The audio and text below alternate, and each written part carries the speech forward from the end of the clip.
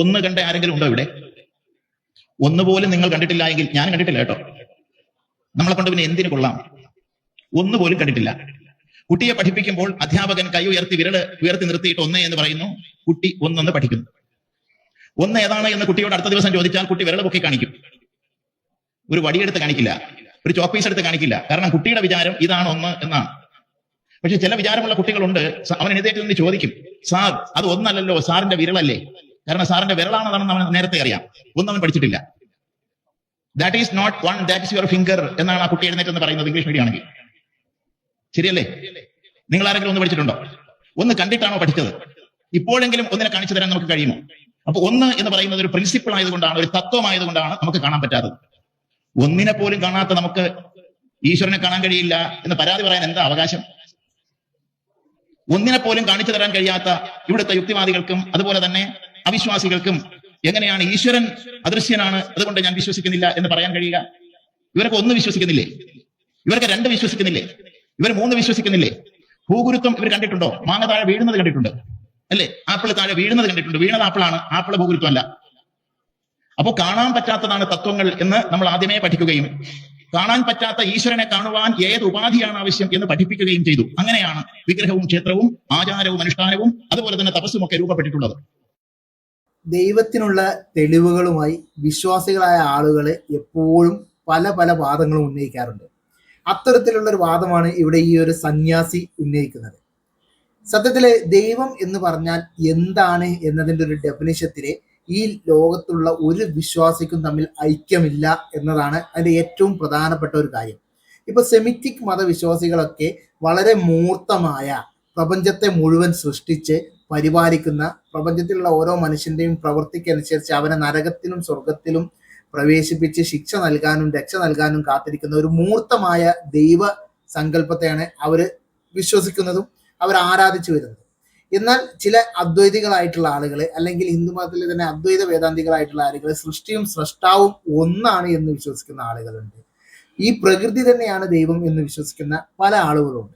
അപ്പൊ ഇവരെല്ലാവരും അവരുടെ വാദങ്ങൾ ഉന്നയിക്കാൻ വേണ്ടിയിട്ട് പലതരത്തിലുള്ള ഇല്ലോജിക്കലായിട്ടുള്ള യുക്തികളുമായി വരാറുണ്ട്. അത്തരത്തിലുള്ള ഒരു വാദമാണ്, ഒരു ലോജിക്കൽ ഫാലസിയാണ് ഇവിടെ ഈ ഒരു സ്വാമി ഉന്നയിക്കുന്നത്. ദൈവം എന്ന് പറഞ്ഞാൽ എന്താണ് എന്നതിൻ്റെ ഒരു ഡെഫിനിഷൻ വെക്കാതെ നിങ്ങൾ ഒന്ന് കണ്ടിട്ടുണ്ടോ, ഒന്ന് കാണാത്ത ആളുകൾ എങ്ങനെ ദൈവത്തെ കാണും എന്നൊക്കെയാണ് പറയുന്നത്. ഒന്ന് എന്ന് പറഞ്ഞാൽ അതൊരു തത്വമാണെന്ന് അദ്ദേഹം തന്നെ പറയുന്നത്. ഒന്ന് എന്ന് പറഞ്ഞാൽ നമ്മളൊരു അമൂർത്തമായ ഒരു സങ്കല്പമാണ്, ഒരു ഇമാജിൻഡ് റിയാലിറ്റിയാണ് ഈ ഒന്ന് എന്ന് പറഞ്ഞാൽ. അതായത് നമ്മളുടെ വ്യാവഹാരിക ആവശ്യങ്ങൾക്ക് വേണ്ടിയിട്ട് മനുഷ്യൻ സൃഷ്ടിച്ചിട്ടുള്ള ഒരു സാങ്കല്പിക യാഥാർത്ഥ്യം എന്ന് വേണമെങ്കിൽ നമുക്ക് പറയാം. ഇമാജിൻഡ് റിയാലിറ്റിയാണ് ഒന്ന് എന്ന് പറഞ്ഞാൽ. അതൊരു സംഖ്യയാണ്. 1, 2, 3 എന്നൊക്കെ പറഞ്ഞാൽ ഒരു എണ്ണത്തെ കുറിക്കുന്ന ഒരു സംഖ്യയാണ്. അത് യഥാർത്ഥത്തിൽ ഒന്ന് ഏതാണ് എന്ന് ചോദിച്ചാൽ നമുക്ക് കാണിച്ചു തരാൻ പറ്റില്ല. അതൊരു ഇമാജിൻഡ് റിയാലിറ്റിയാണ്. അതൊരു യാഥാർത്ഥ്യമാണോ എന്ന് ചോദിച്ചാൽ അതൊരു എണ്ണത്തെ കുറിക്കുമ്പോൾ അത് യാഥാർത്ഥ്യമായി മാറുകയും എന്നാൽ അത് ഒന്ന് എന്നുള്ളത് ഒറ്റയ്ക്ക് എടുത്ത് കാണാൻ പറ്റാത്തതുമായ ഒരു സംഭവമാണ് ഒന്ന്. അതേപോലെയുള്ള പല അമൂർത്തമായ സങ്കല്പങ്ങളും അമൂർത്ത ഭാവങ്ങളും ഒക്കെ ഉണ്ട്. ഇപ്പൊ നമ്മുടെ പ്രോപ്പർട്ടീസ് ഉണ്ട്, ചില പ്രോപ്പർട്ടീസ്, ചില സവിശേഷതകൾ. ഇപ്പൊ സ്നേഹം എന്ന് പറഞ്ഞാൽ നമുക്കത് കാണാൻ പറ്റില്ല, പക്ഷെ സ്നേഹം എന്ന് പറഞ്ഞാൽ ഒരു അമൂർത്തമായ ഒരു പ്രോപ്പർട്ടിയാണ്. അതേപോലെ ചൂട് നമുക്ക് കാണാൻ പറ്റില്ല, പക്ഷെ നമുക്ക് അനുഭവിച്ചറിയാൻ പറ്റും. അതും ഒരു പ്രോപ്പർട്ടിയാണ്. ചൂട് എന്ന് പറഞ്ഞത് ഒരു പ്രോപ്പർട്ടിയാണ്, പക്ഷെ അത് അമൂർത്തമാണ്, അതിന് മൂർത്തമായ ഒരു ഭാവമില്ല. അപ്പൊ ഈ സാധനങ്ങളൊക്കെ നമുക്ക് കാണാൻ പറ്റില്ല എന്നതുകൊണ്ട് ഇതൊക്കെ ദൈവത്തിന് തെളിവായി അവതരിപ്പിക്കുക എന്ന് പറഞ്ഞാൽ അത് ലോജിക്കൽ ഫാലസിയാണ്. ദൈവം എന്ന് പറഞ്ഞാൽ അതൊരു മൂർത്തമായ സങ്കല്പം അല്ലെങ്കിൽ അത് ഒന്നുപോലെയുള്ള ഒരു ഇമാജിൻഡ് റിയാലിറ്റി ആണ് എന്ന് പറഞ്ഞാൽ അവിടെ യുക്തിവാദികൾക്കൊന്നും പ്രശ്നമില്ല. അത് ഇമാജിൻഡ് റിയാലിറ്റിയാണ്. മനുഷ്യൻ അവന് ഉത്തരം. ഇപ്പം ഈ ഇതിൽ ഗുരുത്വാകർഷണത്തെ കുറിച്ച് പറയുന്നത്. അപ്പൊ ആപ്പിൾ താഴേക്ക് വീഴുമ്പോൾ അതിന്റെ എന്താണ് കാരണം എന്ന് അന്വേഷിച്ചു പോയ ആളുകൾ, ഉദാഹരണത്തിന് ന്യൂട്ടന്റെ ഒരു കഥ, ആ കഥ ഉള്ളതാണെങ്കിൽ ഇല്ലെങ്കിലും ഒരു വസ്തു താഴേക്ക് വീഴുന്നതിന്റെ കാരണം എന്താണ് എന്നുള്ളതാണ് ഈ ഭൂഗുരുത്വം എന്നതുകൊണ്ട് ഉദ്ദേശിക്കുന്നത്. ഭൂഗുരുത്വം എന്ന് പറഞ്ഞാൽ ഒരു കാലത്ത് നമ്മൾ വിചാരിച്ചത് ഒരു അട്രാക്ഷൻ ആണ് എന്ന് വിചാരിച്ചിരുന്നു.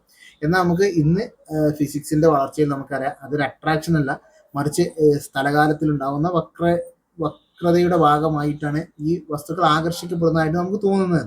അതെന്തോ ആവട്ടെ, ആ ഒരു പ്രോപ്പർട്ടിക്ക് പറയുന്ന പേര്, ഈ സ്ഥലകാലത്തിൽ ഉണ്ടാകുന്ന ആ വളവിനെ, ആ കർവിനെ നമ്മൾ പറയുന്ന പേരാണ് ഭൂഗുരുത്വം. ഭാരമുള്ള വസ്തുക്കൾ സ്ഥലകാലത്തിൽ ഉണ്ടാക്കുന്ന ആ ഒരു കർവേച്ചറിന് നമുക്ക് പറയുന്ന പേരാണ് ഭൂഗുരുത്വം എന്ന് പറയാം.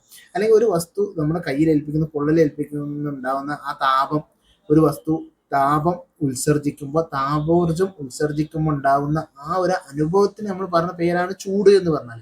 അതിന് നേരെ ഓപ്പോസിറ്റ് ഉള്ള ഒരു അനുഭവമാണ് ഒരു തണുപ്പ് എന്ന് പറഞ്ഞാൽ. അതിനൊക്കെ നമ്മൾ കൊടുത്തൊരു പേരാണത്. അല്ലാതെ അത് കാണാൻ പറ്റില്ല, അതുകൊണ്ട് ആ സാധനം ഇല്ല എന്ന് നമുക്ക് പറയാൻ പറ്റില്ല. അതൊരു അനുഭവമായിരിക്കും, ചിലതൊരു ഇമാജിൻഡ് റിയാലിറ്റി ആയിരിക്കും, ചിലത് പ്രോപ്പർട്ടി ആയിരിക്കും. ഇപ്പൊ ബുദ്ധി എന്ന് പറഞ്ഞാൽ നമ്മൾ സവിശേഷതയാണ്, ഒരു മനുഷ്യന്റെ എന്താണ് മസ്തിഷ്കത്തിന്റെ പ്രവർത്തനത്തിന് നമ്മൾ വിളിക്കുന്ന പേരാണ് ബുദ്ധി. അത് വെച്ചിട്ട് നമുക്ക് ദൈവത്തെ ന്യായീകരിക്കാൻ പറ്റില്ല, അല്ലെങ്കിൽ ദൈവത്തിന്റെ തെളിവ് എന്ന് പറയാൻ പറ്റില്ല. ദൈവം എന്ന് പറഞ്ഞാൽ ഈ പ്രപഞ്ചത്തെ സൃഷ്ടിച്ച് പരിപാലിക്കുന്ന ഒരു സംഭവം. ആ സംഭവം ഉണ്ട് എന്നതിന് നമ്മുടെ അടുത്ത് യാതൊരു വിധ തെളിവുമില്ല, ഏതെങ്കിലും രീതിയിലുള്ള എല്ലാവർക്കും അനുഭവവേദ്യമായ. ഇപ്പൊ ഗുരുത്വാകർഷണം എന്ന് പറഞ്ഞാൽ എല്ലാ വസ്തുവിനും യൂണിവേഴ്സൽ ആണത്.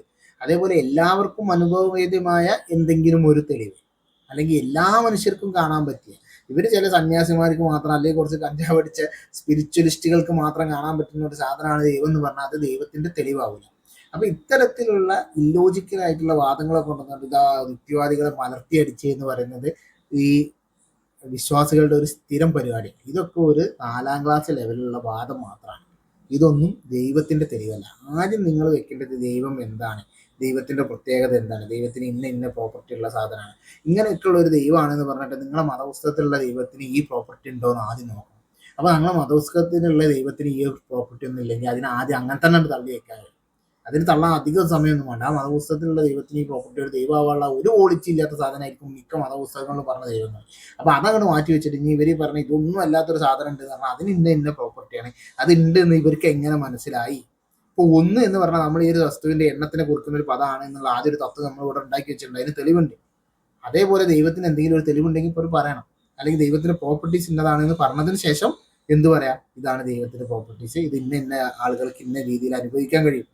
അത് ഏതെങ്കിലും ആളുകൾക്ക്, സ്പിരിച്വലിസ്റ്റുകൾക്കായ ആളുകൾക്ക് മാത്രമല്ല, അത് എല്ലാവർക്കും കാണാൻ കഴിയണം, യൂണിവേഴ്സൽ ആയിരിക്കണം, അത് സാർവത്രികമായി അനുഭവവേദ്യമായ ഒരു സാധനമായിരുന്നു. അപ്പോഴാണ് അത് തെളിവാണ് എന്ന് പറയാൻ പറ്റും. അല്ല ഇതേപോലെയുള്ള ലോജിക്കൽ ഫാലസികളുമായി കൊണ്ടുവന്ന് ദൈവത്തെ ന്യായീകരിക്കാൻ, വെളുപ്പിക്കാനൊക്കെ ശ്രമിക്കുന്നത് വളരെ പരിതാപകരമാണ് എന്നാണ് പറയാനുള്ളത്.